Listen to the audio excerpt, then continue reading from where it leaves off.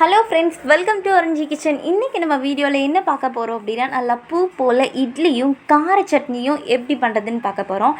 நிறைய பேர் இட்லி பண்ணுறதுல என்ன பண்ணுறீங்க அப்படின்னா, மாவு அரைக்கிறதுல மிஸ்டேக் பண்ணுறீங்க. அது கரெக்டாக எப்படி அரைக்கிறதுன்னு பார்க்கலாம் வாங்க. அளவு பார்த்துக்குங்க. நான் சின்ன உலக்கு எடுத்திருக்கேன். சின்ன உலக்கில் 2 உலக்கு சாப்பாட்டு பொன்னி அரிசி எடுத்துக்க போகிறேன்.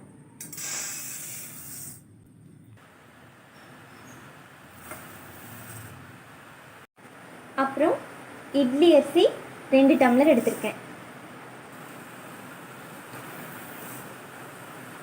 அடுத்து பச்சரிசி 2 டம்ளர்.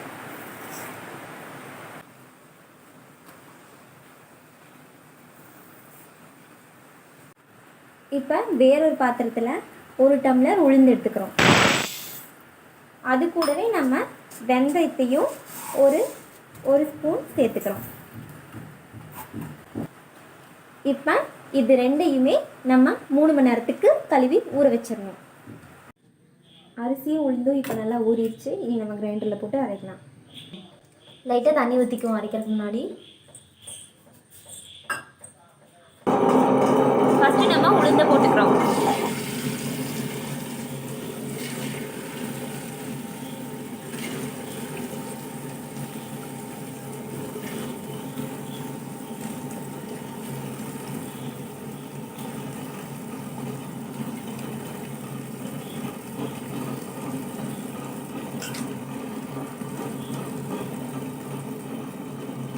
உளுந்து நல்லா அரையணும், அப்போ தான் நல்லா இருக்கும். இப்போ உளுந்து நல்லா அரைச்சாச்சு. இப்படி நம்ம எடுக்கும்போது ரொம்ப லேசாக இருந்துச்சு அப்படின்னா வெயிட் இல்லாமல் நல்லா பொங்கி வந்திருக்கு. அப்போ போதும் உளுந்து அரைச்சது. இப்போ நம்ம இதை ஒரு வேறு பாத்திரத்தில் மாற்றி வச்சிடலாம். அடுத்து நம்ம அரிசி போட போகிறோம்.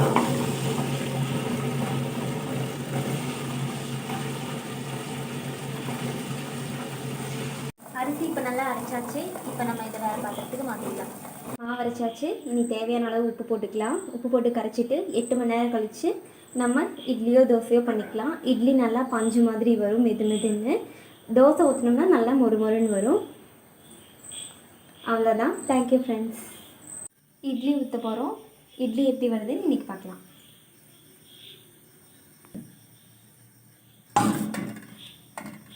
இட்லி ரெடி ஆகிட்டுருக்கு. ரெடியானதும் எப்படி வந்திருக்குன்னு பார்ப்போம்.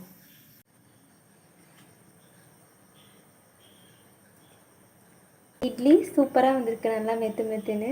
இப்படி ஓப்பன் பண்ணி பார்த்தோம்னா இந்த மாதிரி இருக்கணும், பபிள்ஸ் தான். சூப்பராக வந்திருக்கு இட்லி, நல்லா மெதுன்னு பாருங்கள்.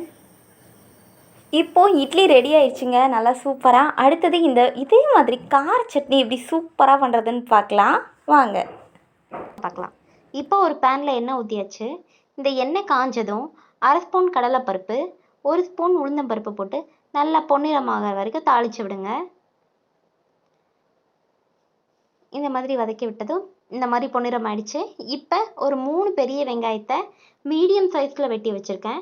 அதை இதில் சேர்த்து நல்லா வதக்கி விடுங்க. இப்போ 4 மிளகாய் வத்தல் எடுத்திருக்கேன். இந்த மாதிரி சின்னதாக எடுத்து வச்சுக்கோங்க. அதையும் சேர்த்து நல்லா வதக்கி விடுங்க. இது நல்லா பொன்னிறமாகிற வரைக்கும் வதக்கணும். வெங்காயம் நல்லா வதங்கி வந்தால் தான் அந்த பச்சை வாசனை அப்படிங்கிறது இருக்காது, இல்லைன்னா ஒரு மாதிரி பச்சை வாசம் அடிச்சுட்டு இருக்கும்.